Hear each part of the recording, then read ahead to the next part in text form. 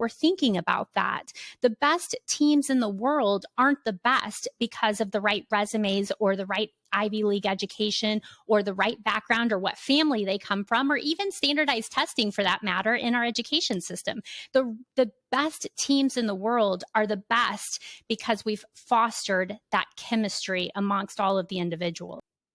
They're speakers, authors, and real-life rock stars, bringing you life-changing thoughts that rock, taking conversation all the way to 11. Most shows only go to 10. Well, it's one louder, isn't it? These go to 11.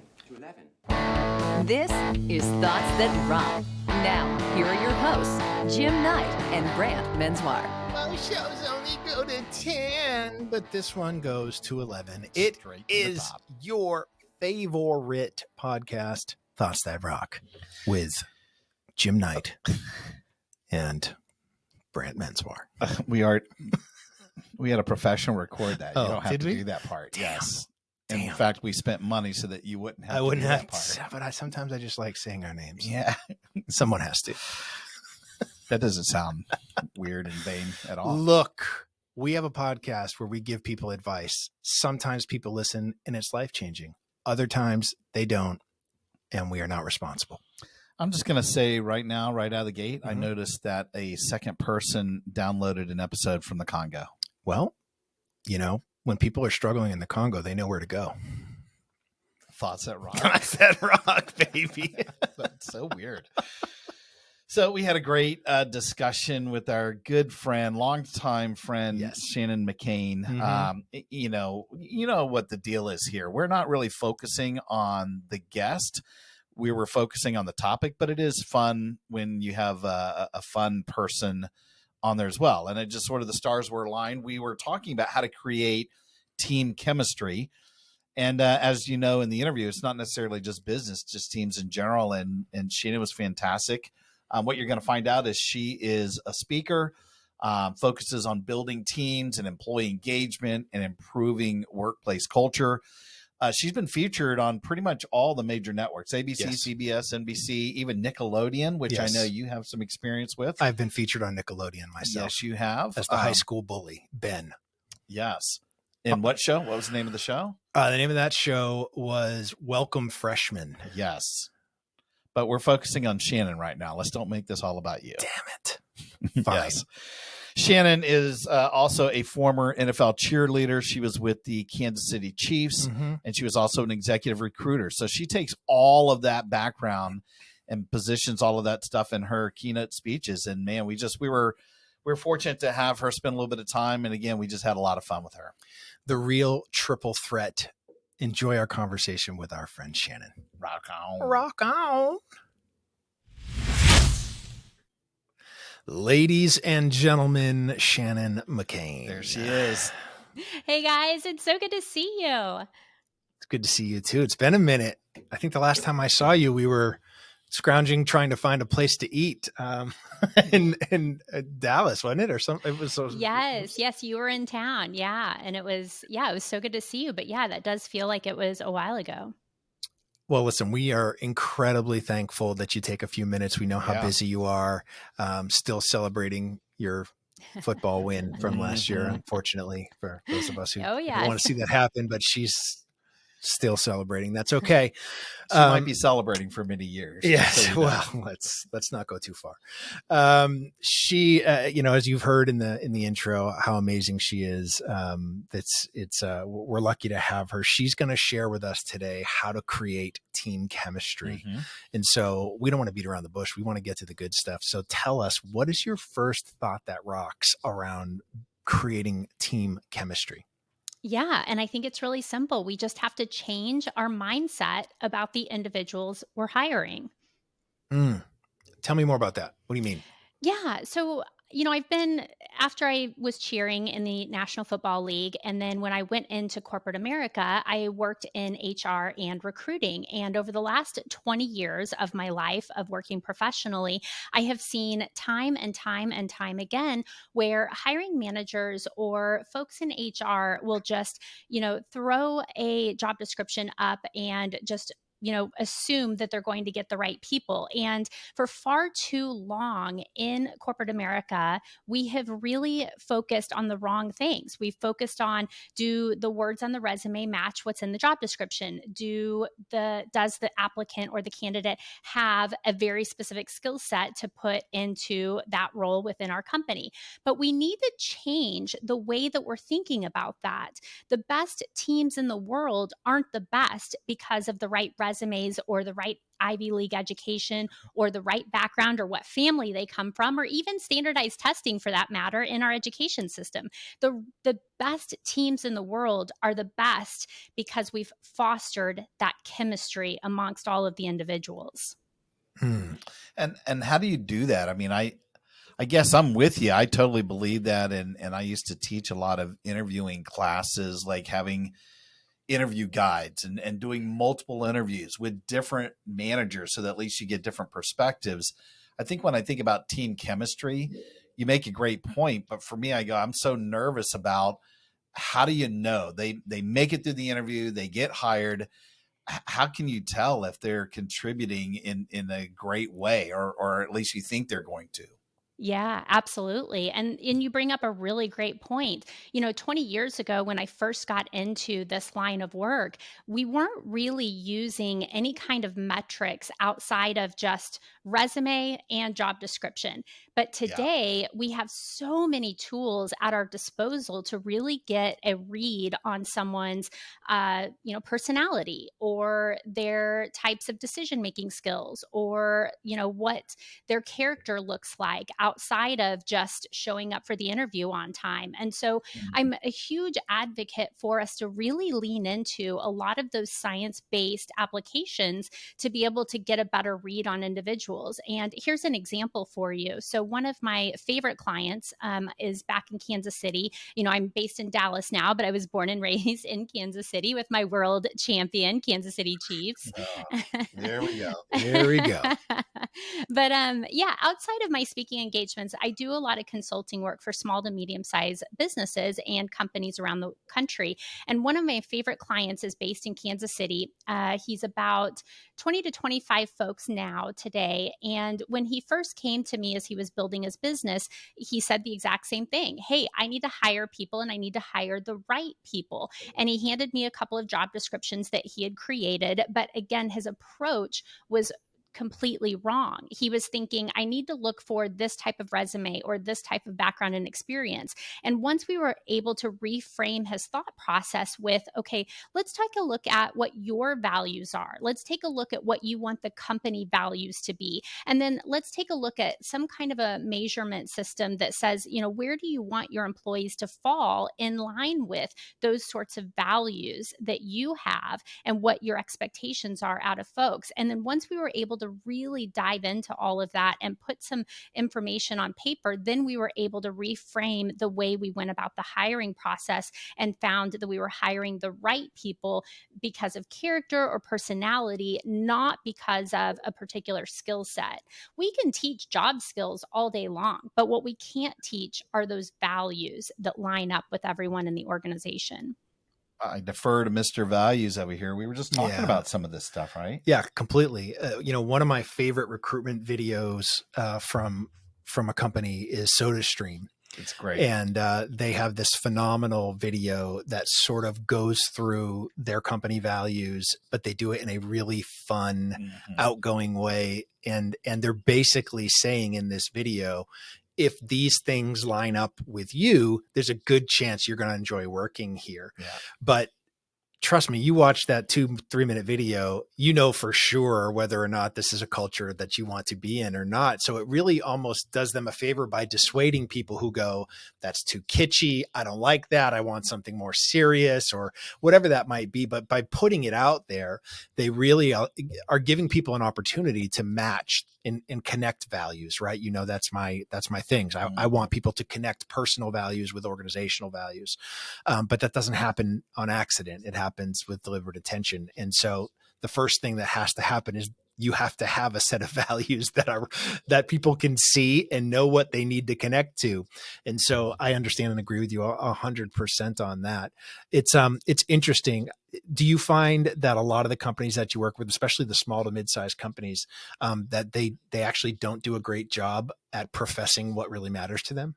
No, at all. A lot of employers or business owners, they're so focused on what are the end results? What are we Mhm. trying to achieve? What are we trying to sell? How many widgets do we need to get out the door? And they think that the whole value based system isn't really that important. And so that's why I say that first thought that rocks has to be about Mhm. changing that mindset.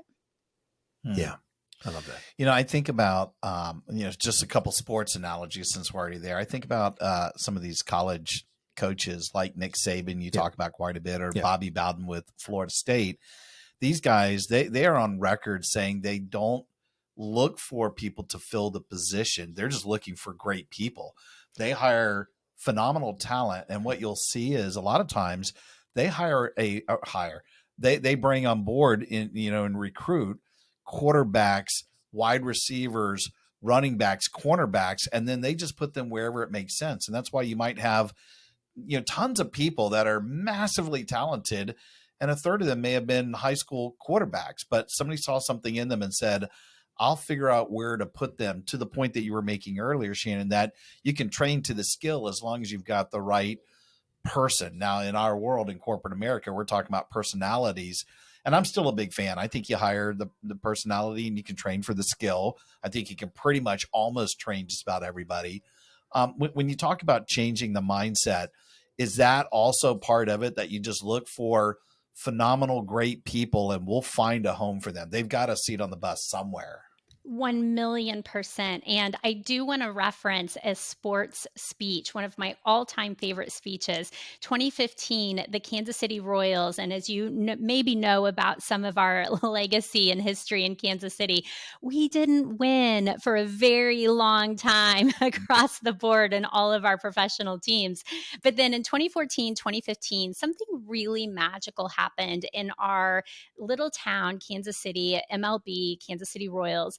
2014, we went all the way to the end, didn't quite win, but then 2015 came back with a vengeance. And when we won that year and the parade came through downtown Kansas City and all the players got up on the Union Station stage, somebody handed the microphone to a fellow by the name of Johnny Gomes.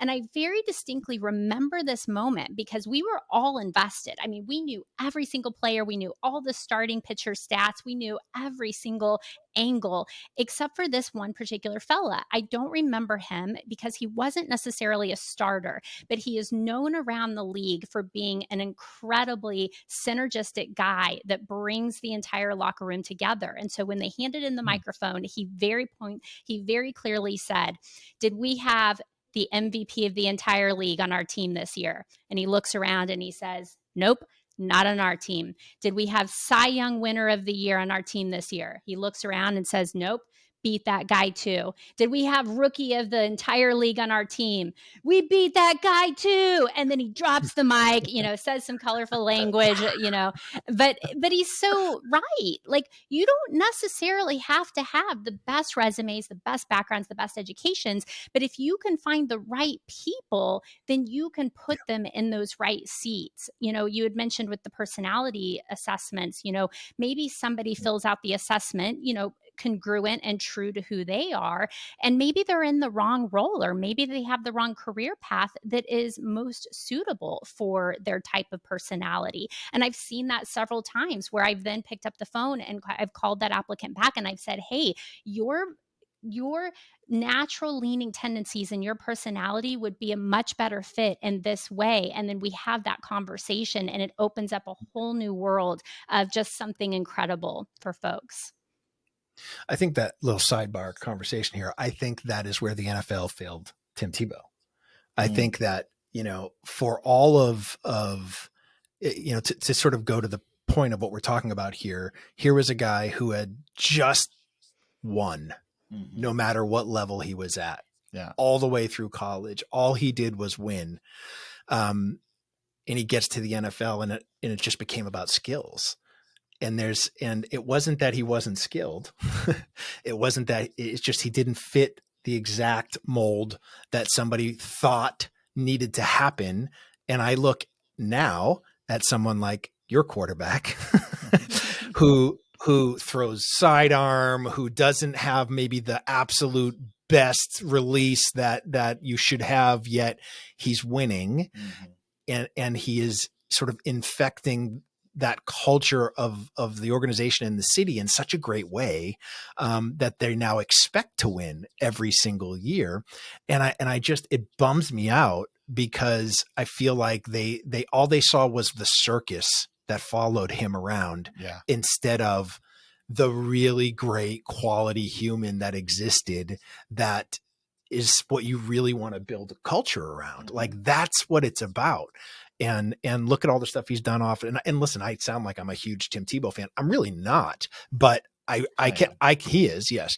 But I can appreciate somebody who they had all the right stuff, and for any reason you look at, should have had a magnificent career at that level, yet organizations chose to pass because they didn't see the person. They just were looking at a resume, which arguably was better than most who have gotten to that point, and yet they still refused to give him the shot that I think he deserved and earned. And I think that it's probably what happens at organizations, especially you doing some work in the recruiting field as well. It happens all the time that they don't look at the person. They're only looking at whatever, this one particular area of their skill set, or this one piece that's missing, and they, for whatever reason, choose to pass. And as we both know, a lot of times it leads them to failure anyways. I assume you see that quite often on the recruiting side of things. Absolutely. All the time. Yeah. We're off to a good start. We're talking about how to create team chemistry. And the first one we love, change our mindset. What is your second thought that rocked, Shannon? Yeah. So once you get the right players into your organization, you have to foster a psychologically safe environment in order to really elevate that team chemistry. 100%. I think this has probably become a greater factor in the last 2 or 3 years, where, identity and how people choose to identify, and them feeling like they can come to work in a safe space. It's really the only way you're going to get their unique contribution, right? Yeah, absolutely. And I can give you kind of another sports analogy or example, I guess. When I was cheering for the Kansas City Chiefs, going into that time of my life, I knew that I wanted to be a Kansas City Chiefs cheerleader more than anything.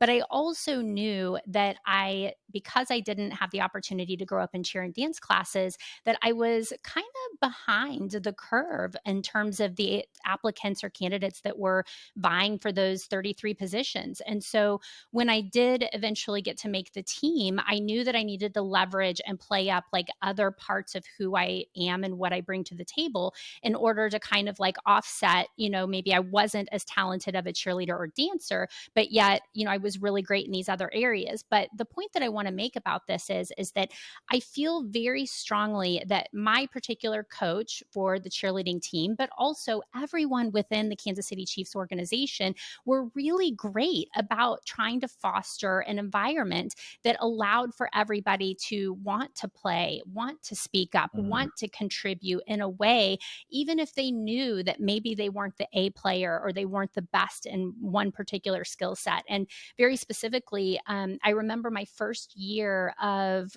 when I made the team. The first year we went to Jamaica for a week to do our calendar shoot, and we did tons of interviews, tons of media, tons of press. And then we also used that week to be able to work on our routines and get ready for actual season.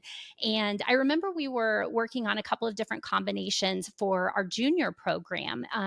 We put juniors or, children, kids, teenagers through, kind of a program that they get to then perform with us once on the field during the year. And we were trying to come up with different like dance combinations. And I really wanted to try to contribute in that way. And I remember raising my hand and coach coming over to me, and I showed her kind of what I was thinking about.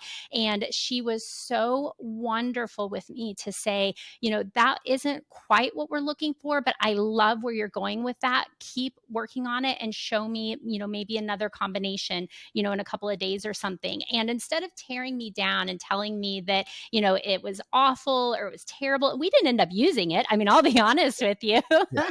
but Yes. she made me feel validated, and she made me feel psychologically safe that I could continue to keep trying to like come up with ideas. And that is valuable for any team environment. I love that. I have been looking for a psychologically safe environment for a couple of years. This is not it. And I just haven't found it. I still haven't found what I'm looking for. I remember when I was a manager working at Hard Rock, I remember there was I felt like the management team before me had hired somebody that had become, I guess, like a legacy employee. He had been there for a long time, but really this guy just disrupted the harmony of the entire shift. I mean, it was frustrating for a lot of people. And I know what managers will do. We have a cheat sheet, a labor card. I'm sure a lot of businesses have this. You walk into the shift, first thing you do is look to see who's working, and you go, oh crap, I know where I have to spend my time. By the way, the employees do the same thing. They go the other direction. Who's managing? Who's going to try and inspire and motivate me? Who's going to ask me to stay longer? Who's going to ask me to do whatever? But I remember this one person all the time. And I thought, and this is sort of to your point of creating this safe space, this person was just always negative, always causing problems. I got to a point where I started to include him in the pre-shift meetings, in decision making, even though I knew exactly what I was going to do. I maybe had a preconceived idea. Sometimes I would huddle up 3 or 4 people just to talk through something. And I would listen to all of them, knowing full well I wasn't going to be taking this guy's opinion. But what happened is you started, since we're talking about fostering team chemistry, you wound up winning the person over because at least you were listening to them. You were including them. It wasn't what I think a lot of other managers were doing, which is trying to carve him out from the rest of the herd, maybe stomping on him, definitely not calling on him because he was going to be a problem. I just knew that I was okay. I could take the hit. Maybe it's 20 seconds of what most people would think would be wasted time. But for me, it was something that was really important. I guess my question might be, if you're trying to create this team environment, would you have any other thoughts or ideas about people who for a fact are a problem for you? Maybe they shouldn't have been there. Perhaps somebody is thinking about helping them, promoting them to customer, but they're here right now. They're wearing the logo. They represent the brand. How do you go out there and do that when you're trying to create this safe environment, but this person isn't exactly helping us along? Maybe they're the problem for not having a safe environment. How do you handle that? Yeah, it takes all of us, right? What I always tell folks is that especially with a personality assessment, let's just keep using that as maybe kind of a baseline here. Mm-hmm. There's no one right type of personality, right? Like we have just a myriad of options and choices of what people are made up and what they like and what they prefer versus what they don't like and what they don't prefer. We've got some people that are extroverts, some people that are introverts, some people that have that need and that desire to want to be outspoken and verbose, but then other folks that maybe kind of take a step back a little bit, And so I think for all of us, for hiring managers, owners, company presidents, CEOs, or even if you just have a small team that you're managing, you've got to know your people inside and out. And then you've got to know what motivates them, how they communicate, and what they value. And once you can understand that information, then you can use that to your advantage, not only for yourself and your company goals, but also for the individual's goals and needs. Mm-hmm. Awesome. I love that.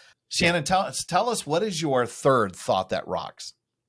Yeah, and it's just really simple. Create an evaluation system to regularly check in with each and every single one of your employees. I love that. One of the sort of things that we were working through in this certification course that I was taking was that without a feedback mechanism, it doesn't really matter, right? So you have to have some sort of way that you're getting constant feedback, because it's not a sort of a set it and forget it sort of thing. It's something that is a living, breathing, organization, and so you're going to have to constantly have this feedback mechanism in place to ensure that you can sort of make the necessary changes on the fly to adjust to what's happening. As you say all the time, Jim, when somebody joins your team for the first time or somebody leaves your organization, the culture changes. Yeah. And so I would assume in your perspective as well, that's why something like this, that's some sort of a feedback mechanism where they can go in and continually check in matters even more. It does. I mean, I obviously interested in Shannon's thought. I think when you talk about having some sort of a feedback mechanism or an evaluation process, and believe me, I was a big believer in, because I was in human resources and training like you, I think having systems in place, I never used to think I was a system guy, but I do think if you put a process or system in place, you're less likely for the organization or the collective to sort of screw up. I was a big believer in performance appraisals. I think you see now a lot of companies getting away from that. They're winding up having what I call performance discussions. I actually think you could create a one-page form, if you even need a piece of paper. That thing's just a tool anyway. It's an excuse to have a conversation with the person. I think, and again, I don't want to put words in your mouth because I do want to hear your opinion on this.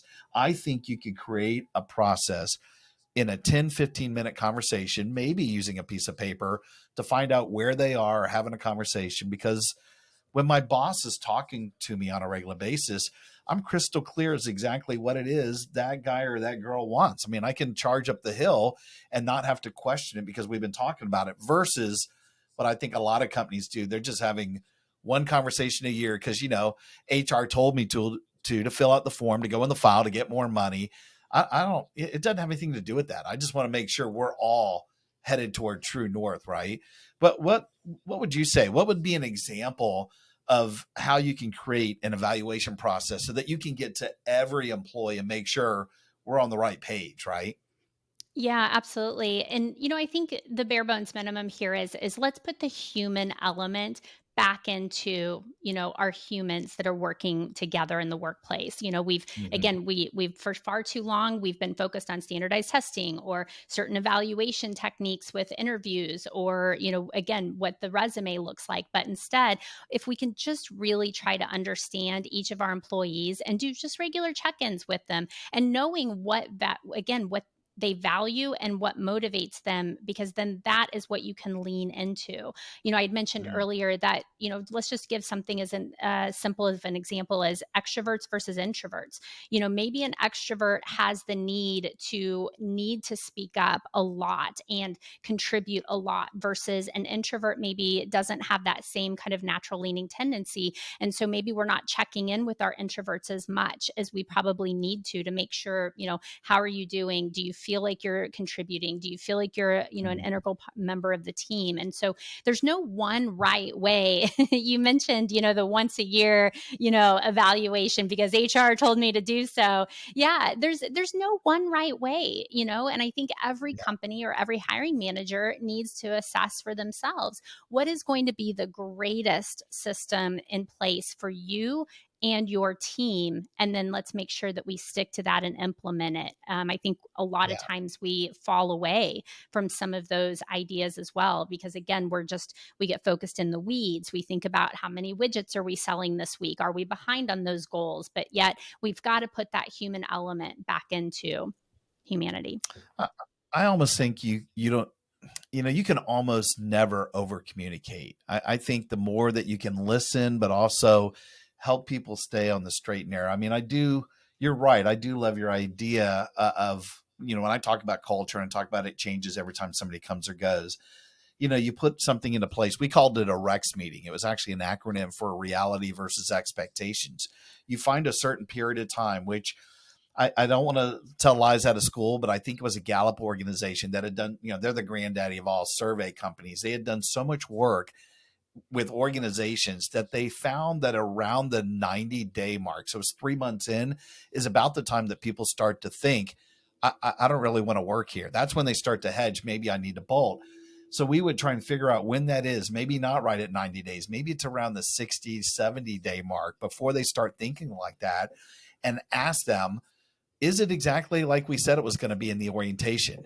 Is our training matching up to our values, matching up to your personal values? And when you ask these questions, maybe what you did is just by asking the questions like, oh, they care about me. You just bought me another 6 months versus now just, looking with the wandering eye. So I think maybe a combination of both of these, if people are coming and going, at the very least, when the people are coming on board, not only doing the great orientation and the training and the communicating, if that's all we ever do, shame on us. You got to figure out where are the touch points and talk to them regularly, which is what I think you're saying anyway, Shannon.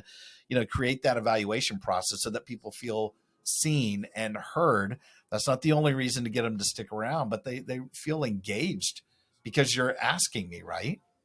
Yeah, absolutely. And I think, we've seen so much change in the last 3 years when it comes to our workplaces and the way that we approach our type of work. And, I think, we've talked a lot about burnout. We've talked a lot about overwhelm. We've talked a lot about we don't have the same structure in these last 3 years as we had for 40 or 50 years prior to these last couple of years. And so, I think just at the end of the day, you nailed it. People just want to be seen. People just want to be heard. And so if as managers or owners of companies, if we can just do a better job and lean into that, then I think that we'll have more success with productivity and longevity of retaining our employees. Well, it even goes back to your second thought, which is, you foster this psychologically safe environment. I mean, today, if you're not talking about how to handle anxiety, or you're not focusing on, mental health, if you're not looking for other things, I mean, people have constantly for years talked about physical health. Now it has to be a part of your, not just benefit program. It just has to be an organic thing that we're doing regularly. If you're not doing that, I do think now you're going to have team members that are going to be scratching their heads going, I want to work for a company that's part of being heard and seen as well, that they care about the whole me, not just, the position me, that I'm just going in there to fill a position. So I'm right there with you. These are fantastic. I mean, I know it's probably hard, especially in your background, to probably truncate this down to 3 thoughts, but I love all 3 of these. We're talking about how to create team chemistry. You have to change our mindset. That's number 1. Foster a psychologically safe environment, number 2. And the third was create an evaluation process. And you do it in such a way that you can check in with every employee. You got a pretty good shot of having an awesome team. So, I think we have an awesome team because of these 3 things. Agreed. And I'm not just talking about you and me. Really? We do have other people that work with us. We do. Well. They're amazing. Yeah, they're the only reason anything gets done around here. So that's the truth. No. Shannon, we can't thank you enough. If people want to learn more about you and some of the work you do, whether it's consulting or speaking, where should we send them? Yeah, I mean, all over the internet, Shannon McKain, type it in and you'll find me, website, LinkedIn, Instagram, Facebook, always trying to put content out there to help folks do better in life. Awesome. Amazing. Where were you born and raised? I don't think you mentioned that. Yeah, I was Kansas City, Missouri, world champion, Kansas City Chiefs. We are out of time. That's definitely going to the show. That. Yes. That's going to be the opening clip right there. that might be the clip we use. Well, we love you. We've known you for several years. I mean, obviously, a lot of the work that we do on the circuit, and same thing. I think whenever I'm in Dallas, we wind up trying to figure out a way to get together, and just we know that you're a supporter of a lot of things we do, and it's so nice to be able to have you paired up with one of the topics that we've been really wanting to share with our audience. So good on you. Thank you so much for spending a little bit of time with us. You rock. Absolutely. Thanks so much for having me on. Thanks, Shannon. Be good. Talk to you soon. Hey, rock stars. Thanks so much for tuning in. Yeah, and listen, we know how busy you are, and grabbing those little nuggets of wisdom that can amp up your life are super hard to come by. So we hope this episode helped you enough for you to maybe subscribe and consider leaving us a rating and a review so that we can continue to grow the show. Thus That Rock is a proud member of the Evergreen Podcast Network and also supports Cannonball Kids Cancer and their fight for finding and funding treatment options for kids who have run out of options.